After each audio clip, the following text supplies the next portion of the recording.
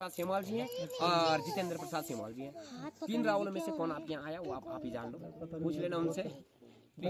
हमारे आते हैं हाँ मांगना है, हर जगह जाते हैं पानी। ऐसा कुछ नहीं। टिकू ले जाओ, जो टिकू ले जाए मैं जाओ।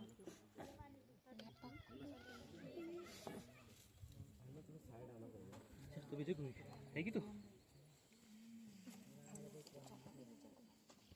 केदारखंड नामक स्थल, तो ये जगह जो पहले थी ये केदारखंड था। केदारखंड में जब भगवान कृष्ण का आवागमन हुआ तो भगवान कृष्ण भक्त वत्सल थे। कहते हैं कि भक्त के वश में भगवान का जो वास है ये भक्त के वश में होता है। भगवान कृष्ण भक्त वत्सल थे और अपने भक्त के कहने पर केदारखंड नामक स्थल में पहुंचे। ये जो जगह थी केदारखंड नामक स्थल है। केदारखंड नामक स्थल के राजा थे गंगू रमोला महाराज। गंगू रमोला ही 52 गढ़ों के राजा थे। तो उस टाइम द्वापर में तुम्हारे 52 गढ़ कुमोमंडल होकर निकलते थे। तो महाभारत के अंत में भगवान कृष्ण यहाँ पहुंचे थे। जब भगवान कृष्ण यहाँ पहुंचे तो भगवान कृष्ण एक बामन के रूप में पहुंचे थे, बामन के वेश में। तो बामन के वेश में भगवान कृष्ण ने गंगू रमोला जी से जगह दान मांगी थी। 9 हाथ 9 भेंट जगह दान मांगी। 9 हाथ 9 भेंट। जो घर के मकान होते हैं उनका भी वही आजकल का जो देखना आप, जो हमारे जो घर की जो पूर्व की कोठरी होती है उसका घर भी उतना ही होता है। अच्छा। आज हम 8 हाथ 1 भेद का बनाते हैं, फिर भी भेद पर उसको बड़ा छोड़ देते हैं। अच्छा। तो इसका वर्णन उस टाइम से है, द्वापर युग से है। अच्छा। बताया जाता है कि भगवान कृष्ण जब यहाँ आए थे तो गंगू रमोला ही कालिया नाग है। अच्छा। कालिया नाग के उद्धार के लिए भगवान कृष्ण को केदारखंड नामक स्थल में आना पड़ा।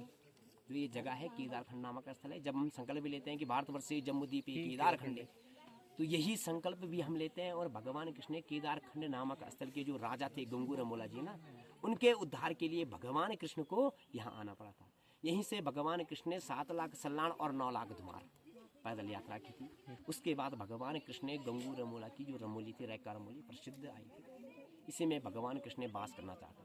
तो जो हम 7 सेम पूछते हैं तो सबसे पहले मैं आपको 7 सेमों के नाम बता देता हूँ। परगटा सेम जो हमारा मंदिर है उसको परगटा सेम कहा जाता है। उसको परगटा सेम क्यों कहा जाता है कि वहाँ भगवान कृष्ण रूप में आए थे और गंगू रमोला की पत्नी मैणावती जी की तपस्या पे भगवान कृष्ण प्रकट हुए थे। 70 वर्ष के आयु में भगवान कृष्ण ने उन्हें 2 पुत्र वरदान दिए थे, सिद्धवा और विधवा रमोला। ठीक है महाराज। उसके बाद आता है डुगडुगी सेम, जहाँ पर आप वर्तमान में खड़े हैं इसको डुगडुगी सेम कहा जाता है। यहाँ पर भगवान कृष्ण के साथ साथ आचरी, मांतरी, खैट, खंडद्वारी, प्री, ब्राह्मणी, गौताल की देवी, सभी देवी देवताओं की पूजा होती है। ये शिला 1 उंगली मात्र से हिलती है। बताया जाता है कि शिला के ऊपर भगवान श्री कृष्ण जब बंसी बजाते थे तो उनकी जो गोपी ग्वालाएं, आचरी, मातरी जिनको हम कहते हैं, वो नृत्य करती थी।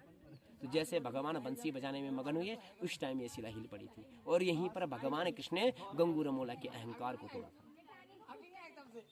तीसरा स्थान तलवला सेम, जहाँ काल सर्प दोष निवारण होता है। चौथा स्थान गुप्ता सेम, 5वें स्थान आरुणी सेम, 6ठा स्थान बारुणी सेम और 7वें स्थान लुप्त सेम, जहाँ से भगवान श्री कृष्ण मथुरा वृंदावन को वापस गए थे। इस प्रकार 7 सेम पढ़ते हैं और 7 लाख सल्लाण 9 लाख धुमार की जो भगवान की पूजा होती है उसमें वर्णन आता है। 7 लाख सल्लाण 9 लाख धुमार, इसका मतलब क्या हुआ? ये जगहें हैं जहाँ जहाँ भगवान ने अपना वो किया। अच्छा। हर जगहों में जो मंदिर बनते हैं इसी वजह से बनाए जाते हैं। जय श्री नागराज। ठीक है, धन्यवाद। धन्यवाद।